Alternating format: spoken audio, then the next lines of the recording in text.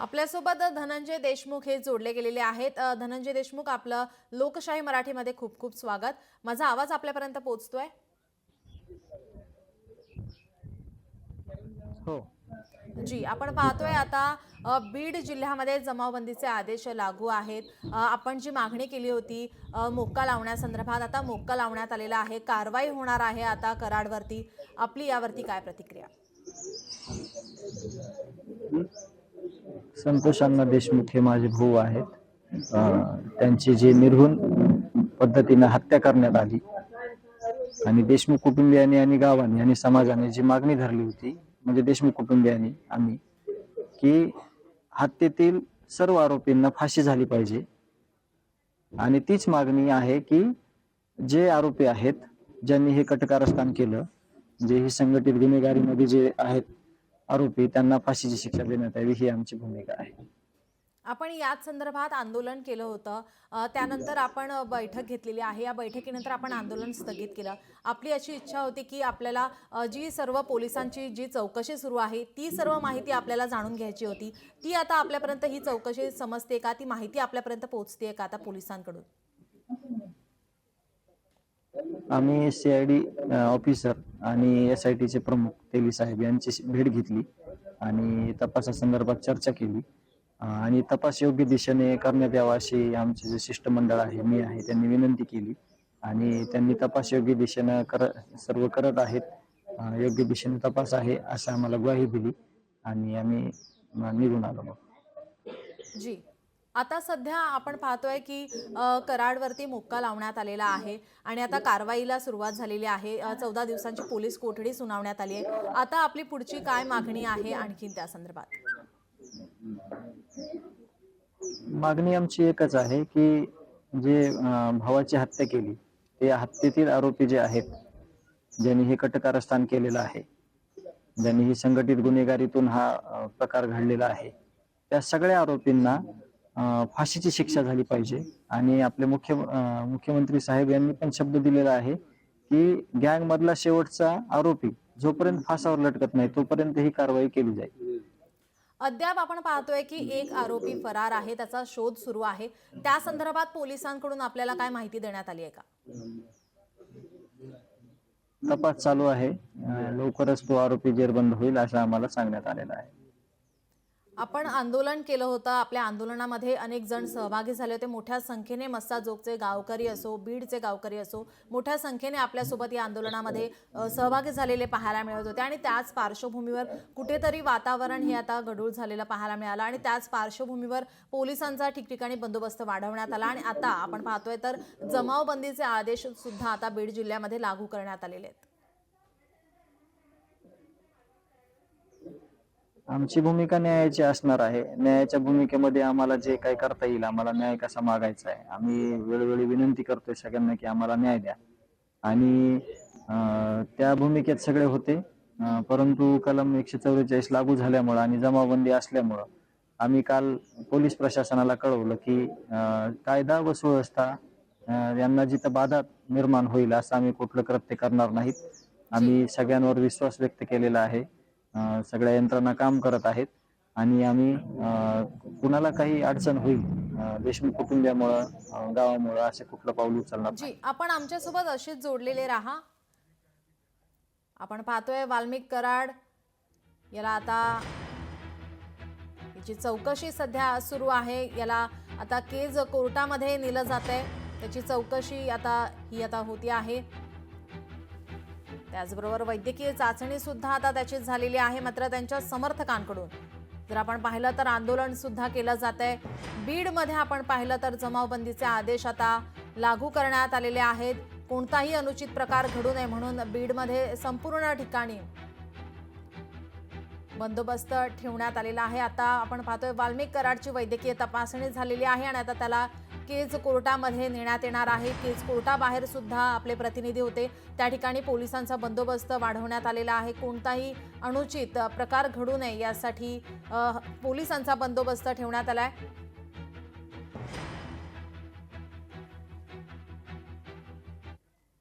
वाल्मिक कराडच्या हातात बेड्या का नाहीत असा सवाल उपस्थित करण्यात आलाय. पोलीस कराडला आरोपीची वागणूक का देत नाही असा सवाल करण्यात आलाय.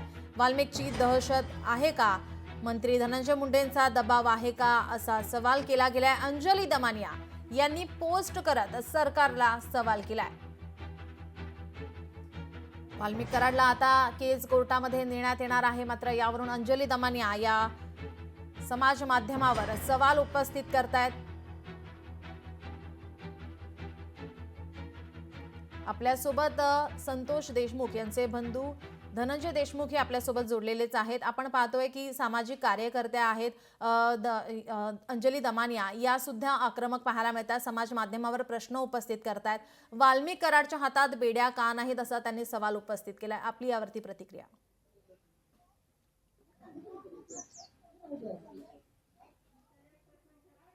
धनंजय, माझा आवाज आपल्यापर्यंत पोहोचतोय?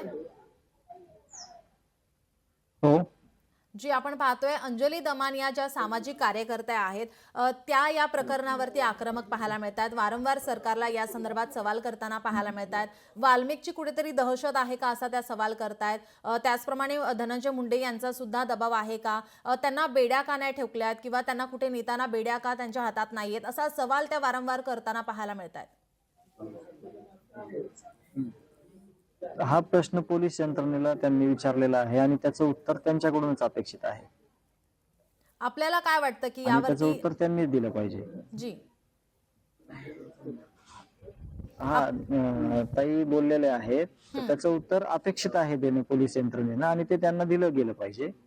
तो प्रश्न आहे आणि त्याचं उत्तर यंत्रणेनं दिलं पाहिजे. मुख्यमंत्र्यांकडून आपल्याला काय आश्वासन देण्यात आलेलं आहे? ते वारंवार सांगतायत की पोलीस यंत्रणा आपलं काम करते, चौकशी करते, संपूर्ण तपास यंत्रणा कामाला लागलेली आपल्याला पाहायला मिळते. संपूर्ण चौकशी झाल्यानंतरच आपण उत्तर देणार असल्याचं मुख्यमंत्री म्हणतायत. आणखीन आपल्याला काय त्यांच्याकडून आश्वासन अपेक्षित आहे? आणखीन आपल्याला काय आश्वासन दिले त्यांनी? हे जे आरोपी आहेत त्या आरोपी मधले जी गँग आहे त्या गँग मधला शेवटचा आरोपी जोपर्यंत फासावर लटकत नाही तोपर्यंत कारवाई करत राहणार आणि असा शब्द आम्हाला त्यांनी दिलेला आहे आणि त्या संदर्भात कारवाई चालू आहे. अंजली दमानिया ज्या सामाजिक कार्यकर्त्या आहेत त्यांच्याकडून आणखीन एक बोलण्यात येत आहे की वाल्मिक कराड यांना VIP ट्रीटमेंट दिली जाते पोलीस स्थानकामध्ये. त्यावरती आपली काय प्रतिक्रिया? तेच मी म्हणतोय ना की त्याचे उत्तर भेटले पाहिजेत ना. त्याचे उत्तर कोण देणार? जी धनंजय जी, मी आपल्याला थोडं थांबवते. त्यांच्याकडून अपेक्षित उत्तर आहेत. आपल्यासोबत फोनलाईन वरून सामाजिक कार्यकर्ते अंजली दमानिया सुद्धा आपल्यासोबत फोनलाईन वरून जोडलेले आहेत. अंजली ताई, माझा आवाज आपल्यापर्यंत पोहोचतोय? हो हो, अगदी व्यवस्थित येतोय. जी, आपण पोस्टद्वारे सरकारला सवाल केलेला आहे. आपल्याकडून सांगण्यात येते की वाल्मिकची कुठे दहशत आहे का? त्याला एक VIP ट्रीटमेंट सरकारकडून किंवा पोलिसांकडून दिली जाते असा आपण आरोप करताय. पोस्ट केलेली आहे, आपण सवाल केलाय. अगदी नक्कीच. कारण कसं आहे की कालपासून आपण बघतोय, काल जेव्हा त्यांना व्हॅनमधनं नेण्यात आलं तेव्हा पण रोहित म्हणून त्यांनी असं कमीत कमी 10 ते 12 वेळा त्यांनी आणि पोलिसांनी म्हटलं. म्हणजे त्यांच्या दिमतीला एक व्यक्ती दिलाय ज्याचं नाव रोहित आहे. आता तो कसा दिलाय, कोणी दिलाय, सरकारकडनं त्यांना देण्यात आलाय का, हा प्रश्न पडतो. त्या व्यतिरिक्त जर आपण बघितलं त्यांचे जे फोटो होते काल त्यांना आत आणताना आणि बाहेर नेताना त्यांच्या हातात कुठेही बेड्या नव्हत्या. तर असा व्यक्ती ज्याच्यावर 14 FIR आहेत त्यांची, आणि मी एक FIR आज मुद्दाम Xवर टाकली आहे, ती सुद्धा जुलै महिन्यातली आहे, जुलै 2024 ची. त्याच्यात सुद्धा त्यांच्यावर जीवे मारण्याची धमकी देखील होती. क्रिमिनल इंटिमिडेशन आपण ज्याला म्हणतो, असे अनेक आरोप हे त्यांच्यावर होते आणि त्याची पूर्ण यादी मी दिली आहे ट्विटरवर. तर इतका हा गंभीर या माणसावर आरोप असताना याला इतकी शहनशाही ट्रीटमेंट का दिली जाते, हा मुळात प्रश्न आहे. आणि हे थांबवलं पाहिजे. त्याच्यावर आता लोकांना चीड यायला लागली आहे, म्हणूनच मी ते ट्विटरवर टाकलंय. जी, आपल्यासोबत धनंजय देशमुख हे जोडले गेलेले होते. धनंजयजी, आपण पोलिसांच्या यंत्रणेवरती त्यांच्या चौकशीवरती आपलं लक्ष असणारच आहे. धन्यवाद आपण दिलेल्या या प्रतिक्रियेसाठी आणि आमच्याशी केलेल्या बातचीतसाठी. आपल्यासोबत अंजली ताई या फोनलाईन वरून जोडलेल्याच आहेत. अंजली ताई, आपण पाहतोय या ठिकाणी आपण सरकारला सवाल करतायत वारंवार. दुसरीकडे जर आपण पाहिलं तर वाल्मिक कराडचे जे समर्थक आहेत ते कुठेतरी आक्रमक झालेले आहेत, मोक्का लावल्या त्या संदर्भात आंदोलन करतायत. त्यांची आई ही पोलीस स्थानकाबाहेर ठिय्या मांडून पाहायला मिळतात. त्यावर आपली प्रतिक्रिया? नाही, त्याच्यावर देखील मी कालच पुन्हा ट्विटरवर मी त्यांना एक मेसेज देण्याचा प्रयत्न केला. कारण कसं आहे की घरात बसून त्यांच्या आईंना कदाचित कल्पना नसेल की त्यांचा मुलगा जो आहे तो काय करतो किंवा त्यांचा नातू काय करतो. म्हणूनच पण कुठेतरी माझ्या मनात ही शंका येते की यांच्याकडे एवढ्या मोठ्या मोठ्या गाड्या कुठून आल्या, एवढे पैसे कुठून आले, एवढे अफाट प्रॉपर्टी कुठून घेतली, अशी शंका एका आईच्या मनात का येऊ नये. मला त्यांच्या भावनेबद्दल आदर आहे की एका आईला, प्रत्येक आईला वाटतं की आपला मुलगा चांगला आहे, साळसूद आहे. पण ह्या सगळ्या गोष्टी होताना की आपल्या नातेवाईकाकडे पिस्तूल, ते पण इतक्या छोट्या वयात, कुठून आलं, असा प्रश्न त्यांना का पडत नसावा. आणि त्यांच्या भावना एका जागी आहेत, पण जर गुन्हेगार असेल, म्हणून मी त्यांना ते एक वास्तव पिक्चरचं मी मुद्दाम उदाहरण पण दिलं की त्याचं तुम्ही बघा की रीमा लागूला जेव्हा कळतं की आपला मुलगा कम्प्लिटली वाया गेलाय, तेव्हा त्या काय भूमिका घेतात. तशी खरं तर भूमिका तुम्ही घ्यायला हवीत. कारण हा व्यक्ती, त्याच्यावर 1-2 नाही 14 FIR आहेत आणि 50 पेक्षा जास्त गंभीर सेक्शन्स आहेत, गंभीर. आणि अशा मुलाला वाचवणं कितपत योग्य आहे. फक्त भावना चालत नसतात, पुरावे पण द्यायला लागतात. आम्ही जसे पुरावे देतोय तसे तुम्ही, त्यांची जर ते निष्पाप असतील, त्यांनी काही केलेलं नसेल, तर ते पुरावे द्यायला लागतात ना. भावना घेऊन आपण मी आई आहे म्हणून त्याला सोडा असं नाही म्हणता येत आपल्याला. जी अंजलीताई, धन्यवाद आपण दिलेल्या या प्रतिक्रियेसाठी.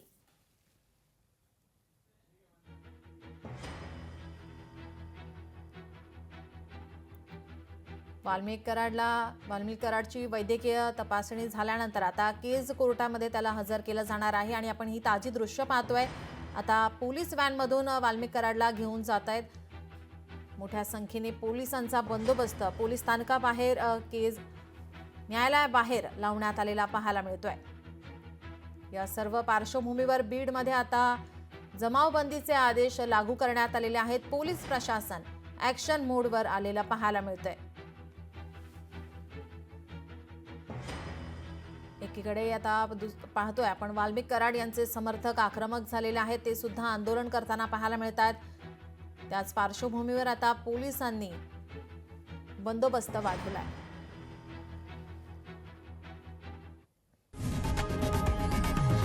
लोकशाही मराठी ऐका, पहा, जागरूक रहा.